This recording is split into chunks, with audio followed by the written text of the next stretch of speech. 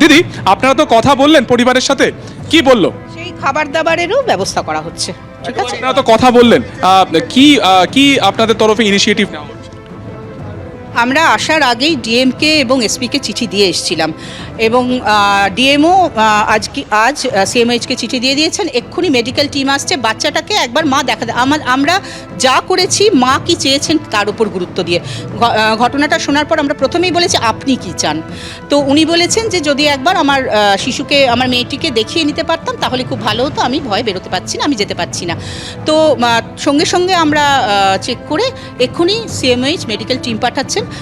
ওনার মনে একটা শান্তি হবে বাচ্চাকে দেখাতে পারলে ডাক্তারকে, সেটার ব্যবস্থা করেছি। উনি বলেছেন যেহেতু উনি আর ওনার মেয়ে একা আছেন, উনি বাড়ি থেকে বেরোচ্ছেন না, সেই জন্যে যদি খাবার দাবারের একটু ব্যবস্থা করা যেত।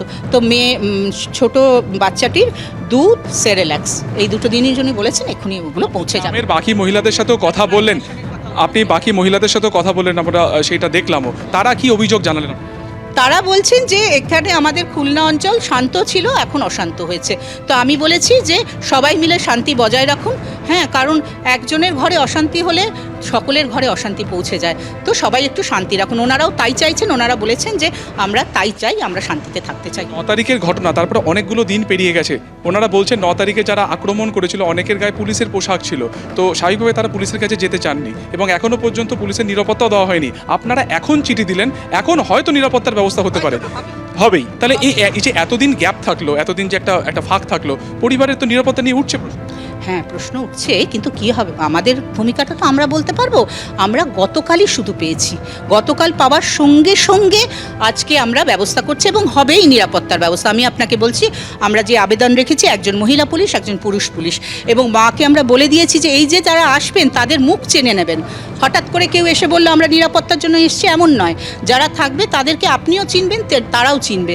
তো দেখুন, কি হয়নি সেটাতে আমি ধ্যান না দিয়ে আমি এখন কি করতে পারবো আমরা কমিশন থেকে, তাতে আমরা পরিবারকে আশ্বস্ত। ওনার সাথে কথা বলে আমাদের মনে হয়েছে আশ্বস্ত করার জন্য আমরা আমাদের নিজেদের পার্সোনাল নম্বর দিয়ে রেখেছি ওনাকে।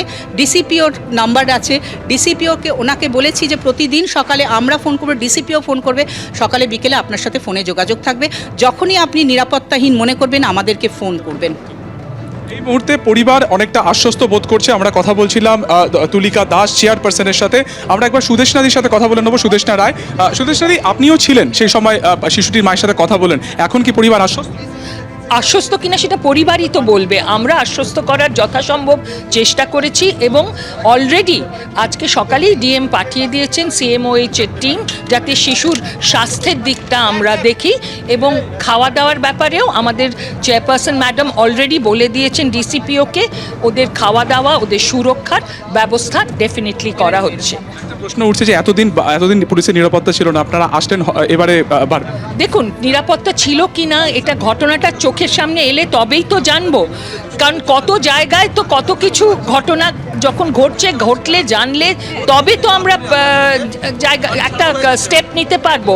এখন এখানে কি হয়েছিল এবং যারা ওদের আক্রমণ করেছে তারা অ্যাকচুয়ালি কারা সেটারও তদন্ত করা খুব জরুরি।